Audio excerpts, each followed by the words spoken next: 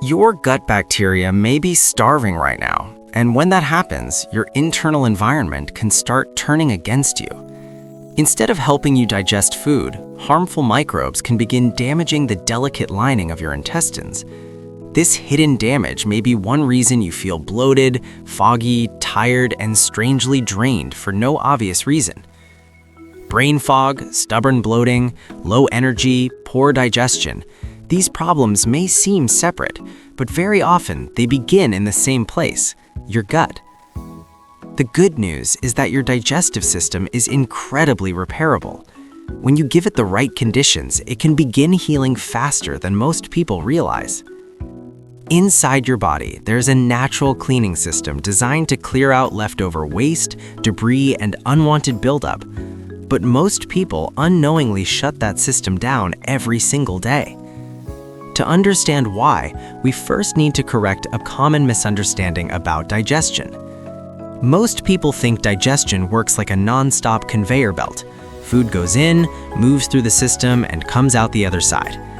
But your small intestine actually has two different modes. One mode is for eating, the other is for cleaning.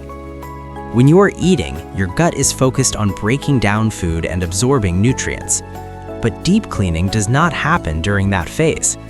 The real cleaning only begins after digestion is finished. That process is called the migrating motor complex, or MMC. Think of it as your internal street sweeper. Its job is to move leftover food particles, cellular waste, and debris out of the small intestine and down into the colon. But there is one very important rule. The street sweeper only works when the road is empty.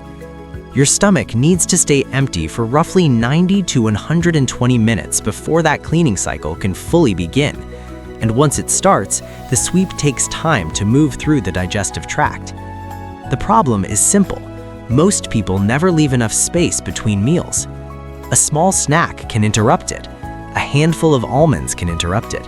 Even a so-called healthy drink can interrupt it.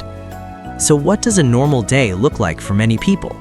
Breakfast, then a snack, then lunch, then coffee, then another snack, then dinner, then dessert. When food keeps entering the system all day long, the gut never gets the empty window it needs to clean itself properly. And when that cleaning process does not happen, bacteria can begin building up where they shouldn't be staying. Food can sit too long, it can ferment, gas can build up, pressure increases, and bloating gets worse. What you feel on the outside may actually be the result of microbial traffic jams happening deep inside your digestive system. This is one reason bacterial overgrowth can become such a frustrating problem. When the internal cleaner never gets a shift, the trash keeps piling up. And the answer is not always another supplement or another pill. Sometimes the answer is much simpler. You need space. When you create real gaps between meals, you give your gut the chance to finish its job. That means fewer snacks, less grazing, and more time for the body to clean and reset. So when your stomach rumbles between meals, it's not always a sign that you need to eat immediately.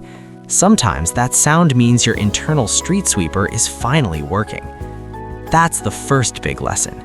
Eat, then wait, and let your digestive system do what it was designed to do. But timing is only one part of the story. The second part is all about the living ecosystem inside you.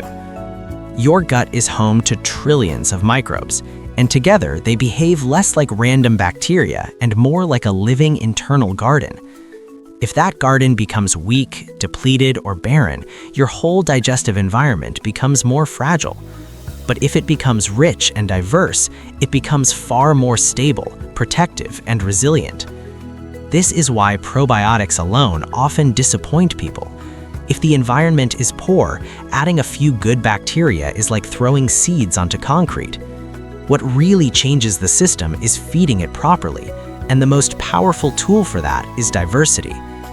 Your beneficial gut bacteria feed on plant fibers. Those fibers travel through the digestive tract and reach the colon, where microbes ferment them and turn them into useful compounds. Those compounds help lower irritation, support the gut barrier, and create a healthier internal environment. But here's the key point. Different bacteria prefer different foods. Some thrive on onions, some respond better to beans. Others do well with nuts, seeds, herbs, leafy greens, roots, and berries. That means one healthy food is not enough. A giant bowl of the same vegetable every day does not build a diverse microbiome. Variety matters. The more different plant foods you eat, the more different beneficial bacteria you support, and the stronger that ecosystem becomes, the harder it is for harmful microbes to dominate. This is why aiming for around 30 different plant foods per week can be so helpful. And yes, herbs, spices, beans, fruits, vegetables, nuts, and seeds all count. So the second big lesson is this: don't just eat more healthy food, eat more variety. Now let's move to the third piece of the puzzle: timing. Not just meal spacing, but clock timing. Your digestion follows a daily rhythm. It doesn't work the same way at all hours of the day. Earlier in the day, your body is better prepared to process food. Energy regulation works better, digestion works better, metabolism is more efficient. You can think of daytime digestion like a factory running at full staff. But late at night, that same factory is operating with a much smaller crew. It's slower, less efficient, and more easily overloaded. So when you eat a heavy meal late at night, your body has to work much harder to process it. Food tends to sit longer in the stomach. Blood sugar may stay elevated for longer. Inflammation can rise, fat storage can increase, and sleep quality often gets worse. That matters because your body needs the night for recovery. If it's still busy digesting a large meal, it can't focus as well on recovery. And your gut bacteria are tied to this rhythm too. They're connected to chemical processes linked with sleep, including serotonin and melatonin pathways. So when late eating disrupts digestion, it can also disrupt sleep. And poor sleep creates more cravings the next day, especially for sugar and quick energy. Then the cycle repeats. Poor sleep leads to poor choices. Poor choices lead to a worse gut, and a worse gut can make sleep even harder. To break that loop, it helps to keep your eating window tighter. Try eating within roughly 10 to 12 hours during the day, then let the evening become a time of metabolic rest. That overnight quiet period gives your gut lining time to repair itself without constant interference. So the third big lesson is this: eat in alignment with your body's natural clock. Now let's talk about something even deeper: the connection between stress and digestion. You can eat the right foods, you can space your meals well, you can stop eating late, but if your nervous system stays stuck in stress mode, digestion still suffers. That's because your gut and brain are tightly connected through the vagus nerve. When stress rises, the body shifts into fight or flight mode, and in that state, digestion becomes less important than survival. Blood flow moves away from the gut and towards the muscles. Digestive activity slows down. Stomach acid can decrease. Movement in the gut becomes weaker. So if you eat while anxious, distracted, rushed, or emotionally tense, your body may not process that meal properly. Food can sit too long. It can feel heavy. Gas can build up. Bloating gets worse, and digestion feels sluggish. This is why digestion begins in the brain before it begins in the stomach. Your body needs a signal of safety before it fully enters rest and digest mode. And one of the simplest ways to create that signal is with your breath. Before you eat, pause. Take 3 slow breaths. Make the exhale longer than the inhale. That longer exhale helps calm the nervous system. It tells the body that the environment is safe. And once that happens, digestion can switch back on more effectively. It sounds simple because it is simple, but simple doesn't mean weak. Sometimes small habits create the biggest shifts. So the fourth big lesson is this: slow down before you eat. Now for the fifth and final piece.